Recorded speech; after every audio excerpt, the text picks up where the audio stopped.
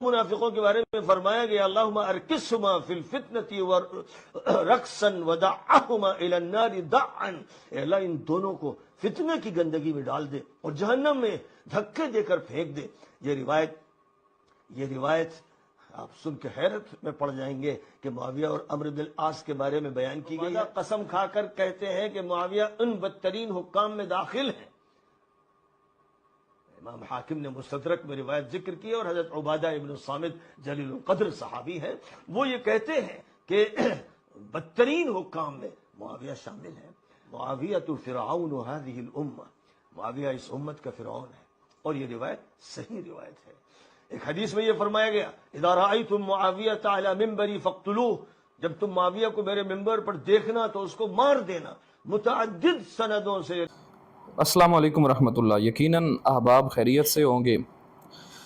اللہ رب العزت سب کے ایمان جان مال کی حفاظت فرمائے، سلامت رکھے۔ آج میں نے ایک کلپ کھولا جس کے اندر میں نے سنا یوٹیوب کے اوپر ایک بہت بڑے عالم دین جو ان کا تعلق ہندوستان سے تھا اور نام سلمان ندوی صاحب تھا، وہ حضرت امیر معاویہ رضی اللہ تعالیٰ عنہ کے بارے میں ایک حدیث بیان کر رہے تھے مستدرک حاکم کی۔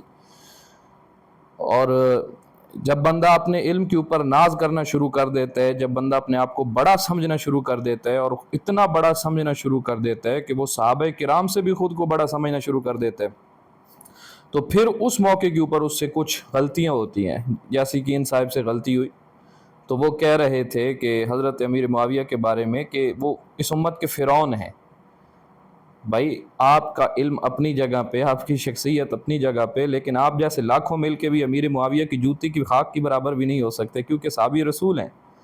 اور صحابہ کے بارے میں جو بندہ تبرہ کرتا ہے، جو بندہ غلط بات کرتا ہے، گویا وہ اس کا اپنا علم ناقص ہے، کیونکہ صحابہ وہ جماعت ہیں کہ جن کے جنتی ہونے کو اللہ کا قرآن بیان کرتا ہے۔ تو کہتا ہے کہ حضرت امیر معاویہ کے بارے میں کہ وہ جناب اس امت کے فرعون ہے۔ پہلی بات تو یہ ہے کہ وہ انہوں نے جو حدیث بیان کی جا کے دیکھا گیا تو وہاں امیر معاویہ کا تو تذکرہ ہی نہیں ہے۔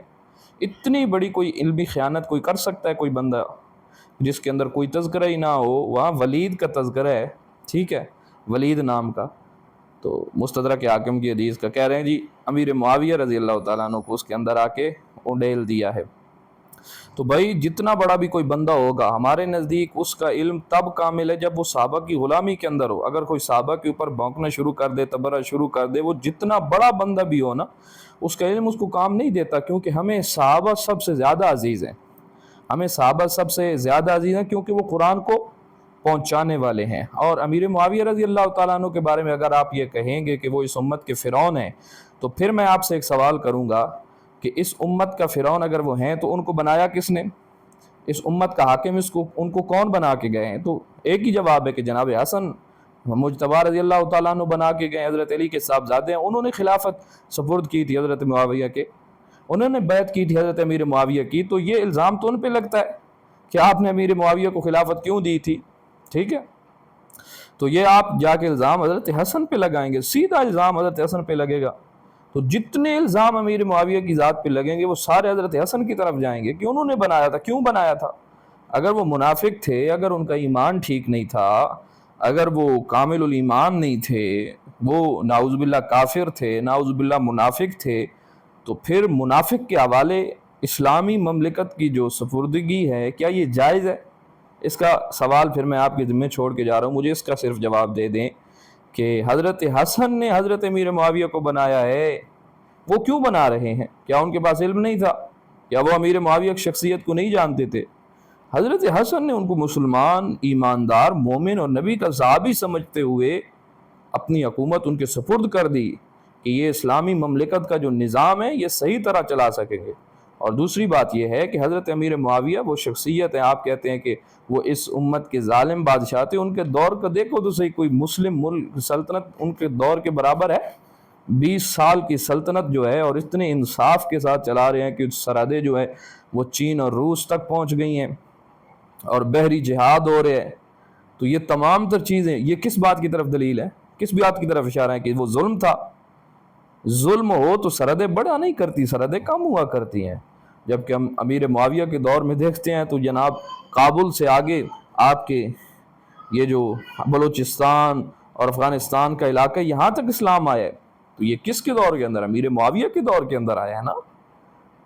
تو امیر معاویہ آپ کو واقعات تو لے کے آئے نا، امیر معاویہ تو وہ ہیں جنہوں نے فتنوں کو دبایا ہے۔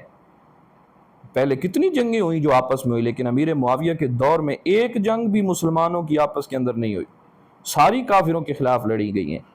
امیر معاویہ وہ ہیں جن کے بارے میں اللہ کے رسول نے دعا مانگی، اللہم اجعلہ ہادیا و مہدیا، اے اللہ ان کو ہادی و مہدی بنا دے، اے اللہ ان کے پیٹ کو علم و حلم سے بھر دے۔ امیر معاویہ کے حق میں تو دعائیں۔ اور دوسری بات وہ ہے کہ آپ نبی کریم صلی اللہ علیہ وسلم کے بہت قریب تھے، نبی علیہ الصلوۃ والسلام کے قاصد بھی تھے، آپ کے کاتب بھی تھے، اور خط پڑھنے والے بھی تھے۔ مصنف ابن ابی شیبہ کی روایت کے مطابق کہ جو بادشاہ روم کا خط لے کے ایک بندہ آیا تو اللہ کے رسول کو دیا، تو وہ اس کا بیان موجود ہے، وہ کہتا ہے کہ میں خط لے کے آیا تو میں نے دیکھا اللہ کے رسول بیٹھے ہیں، میں نے خط دیا تو آپ نے اپنے ساتھ بیٹھے ہوئے ایک شخص کو وہ خط دیا کہ پڑھ کے سنائیے۔